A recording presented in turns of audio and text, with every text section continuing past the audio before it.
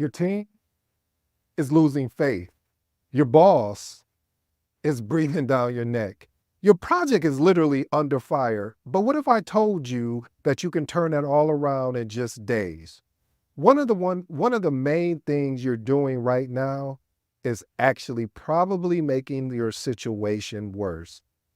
And what if the key to saving your project, your career, is something you've been overlooking all along? If you're new to the episode, I go by the name of ED. For all you smart and intelligent folks out there, that just simply means Ed. I have an 8-point framework, and these 8 points, my goal, my job, my mission today is to unpack today's episode. Today's episode is entitled, What Do You Do when your leadership is under fire as a project manager? Family, I remember the first time my leadership was under fire. See, I was leading this project and I was super excited because I knew for a fact that I had all the stakeholders on board. I knew there was no disagreements, no gruntles, no issues, no anything, but I was sadly mistaken. I got on the phone with this stakeholder just to ensure, because I was already forewarned by another project manager that worked with this stakeholder that said, hey, you want to make sure that you document with this stakeholder because they will get on the phone and say one thing and then do another. And I said, no, we've had plenty conversations and I don't see that, but you know what? I will take heed to your consultation. So we got on the phone. We're having a conversation. We both agreed verbally of what we were going to do with this particular project. I asked, is there anything else that you're going to need to help to ensure that once we submit the ticket that's required to make this project happen, that you'll be willing to sign off? No problem, he confirmed with me. I said, awesome. So I didn't even send a follow-up or anything like that because, again, I wanted to give this person the benefit of the doubt. The question is the doubt. What I failed to realize is that after that conversation, I went to submit the information that was required and it was rejected. I was confused. So I quickly messaged the stakeholder. I said, hey, I thought when we were on the phone, we both were aligned and we agreed that this is it, that we were going to move in this direction. He said, I changed my mind. I said, ooh. Family, a lot of times what's going to happen in this thing that I love, that I hope you fall in love with, called project management, people are going to say one thing and do another. They're going to mean one thing and do another. You have to prepare yourself mentally, emotionally, I should say, as well as professionally, how to address this, because it's going to happen throughout your career. And not every stakeholder is going to be like the one I'm describing currently. However, I want to give you some tactics. I want to give you some strategies to how to address that. Because what's going to happen is your leadership will be attacked. Because even though it says project manager, you are the leader, you are the coach, you are the focal point of this project. So let's jump into my 8-point framework to see how this works for you, family. Point number 1, you already know because I'm already going back to the book. If you haven't got your copy of the Magnetic Project Manager, please pick you up a copy. It's in Amazon, Barnes & Nobles, and anywhere books are sold. Let's get right into it. Communicate transparently. One of the things in project management you're going to have to get a grasp of and even embrace is the ability to communicate, but communicate and be transparent in your communication. So one of the things I would recommend is schedule meetings with your key stakeholders, present the current situations, challenges, as well as the action plans. Here's an actionable tip on top of what I just shared with you. Be honest about the mistakes and shortcomings. But that is the key word. No, actually, it's part of the key word. But focus on the solution, which you always hear me talk about here. If you listen to any of these episodes, I always say a lot of times stakeholders, even including myself, I can get so much consumed by the problem that we can lose sight or foresight of what is actually the solution to solve that problem. So I recommend, family, that once you understand what the problem is, that you do any and everything to take all of that energy to focus on the solution to help drive, or lead that project forward. Let's move on to point number 2. This is a big one for me, family, because sometimes I have my moments. See, I always told you one of the things here that I hope that you loved about me is that I'm very transparent. I haven't got it right I have never gotten it right all the time. I have imperfections. And this point right here, sometimes I've had moments where in disbelief, like I shared with the stakeholder when we were on the phone, we both agreed that this is what it is, that they were going to approve it. And then they did something totally different and never communicated back to me that they've changed their mind. So number 2, maintain your composure. Stay calm and professional in all interactions. Remember, family, that emotional reactions can exacerbate the situation. Here's an actionable step. I do my best to practice this, so I'm being transparent. Take deep breaths and practice stress management type techniques. One of the things I recommend is meditation, even if it's for a minute or two, or just taking a walk. Get up from your area where you're working at and just walk somewhere just to calm down. And before you send that scathing, or as we call it, a nasty gram email response, walk away and then come back. If you have that same energy, get up again and walk away again. Because again, you want to maintain that professionalism, even though they're out of character. You don't need to get out of character.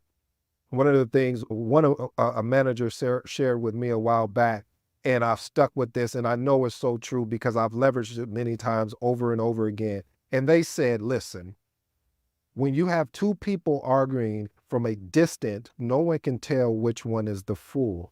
Translation: when you're going back and forth with someone, someone is intentionally trying to make you into the fool, to make you lose everything you worked hard for, everything that you've dedicated and made a commitment to as a project manager. Let's move on to point number 3.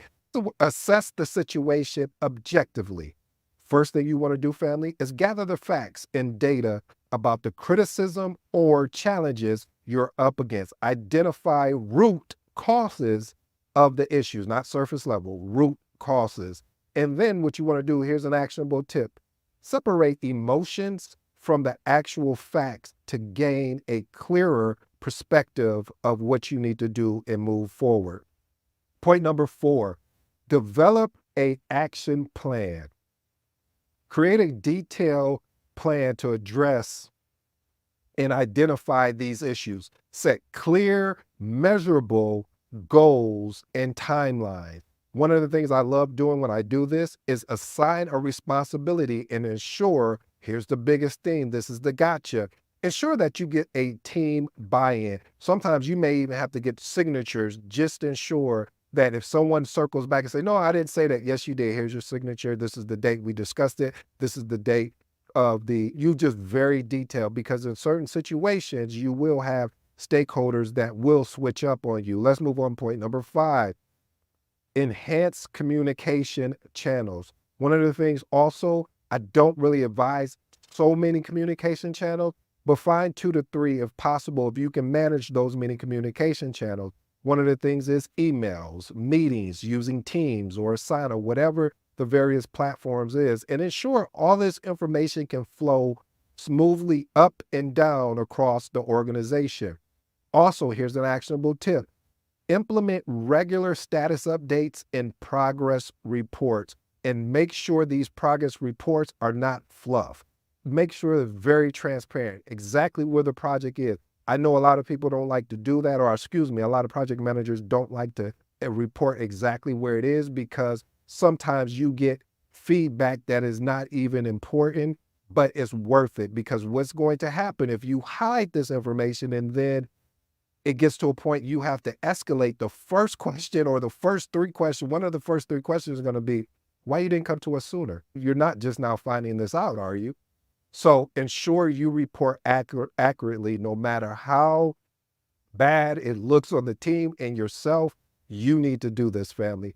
Point number 6, you already know we coming with it. Documentation, or I was going to say documentation over conversation, but document all issues. Keep a detailed log of incidents, complaints, and criticism. That is huge, family. When you're able to do it, one of the things I love to use is a RAID Q log, especially when it comes to decisions. And when I was thinking of putting this episode together, I was like, I need to document better when it comes to the criticisms or the complaints, because what you can do is now you're prepared and who's saying this stuff. So when you're up leading another project, more than likely you might have one of the same stakeholders that was part of your previous project. So you already know what you're up against. And when you use this log, you're going to be able to identify patterns. Does this person really have, is this stakeholder really coming with true good intent? Or is it something deeper than that where they may not just like you, or they're literally trying to sabotage the project because they're jealous of the impact, ooh, I like this, the impact or influence that you're having within the organization as well as within your team of the stakeholders. Let's move on to point number 7.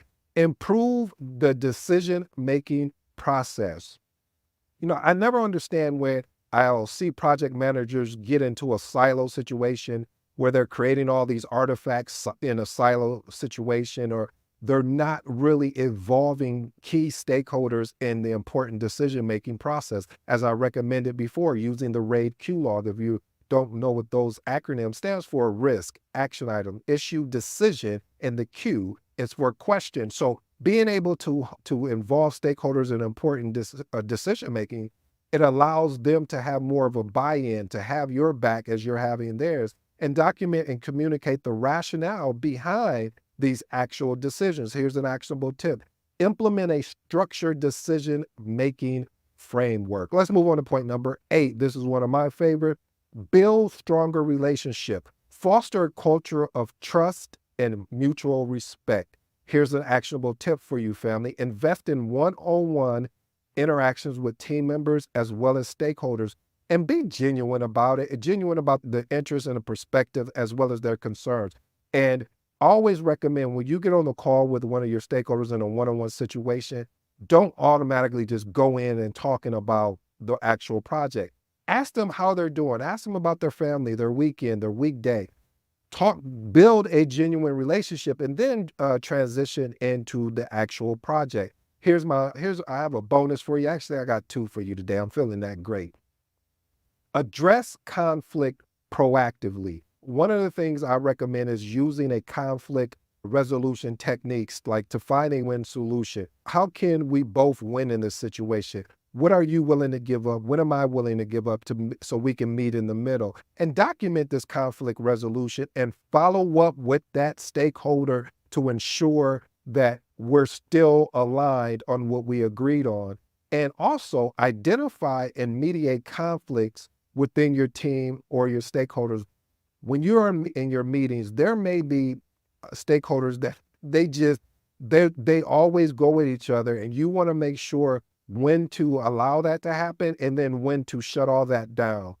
If I see that as a consistent problem, you want to be able to pull both of them aside and meet with them one-on-one to figure out what is going on before you take this next step, which would be going to their manager to have a conversation with, hey, if this continues to happen, we may need to find another one of your direct reports, because what they're doing is interrupting the flow of how the project team is working together. My last and final bonus is embrace reporting and visibility. Provide regular data-rich driven updates to senior management, and be proactive, family. Be proactive in highlighting both successes and challenges.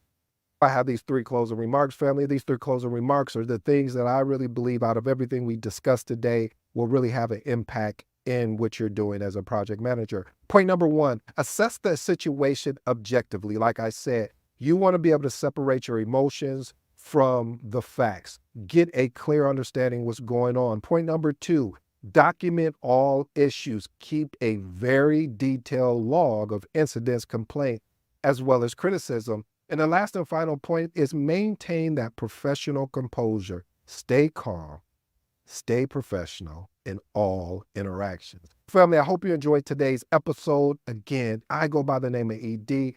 I truly appreciate the opportunity to present this information to you today. I hope it helps someone out there. I hope it helps many people out there today, because really, these are the type of things, if you decide to get into this thing that I love, that I hope you fall in love with, called project management, that you may be up against, now that you'll be able to take this information and put it in your tool belt to be prepared if any of this happens. Until next time, I'm out.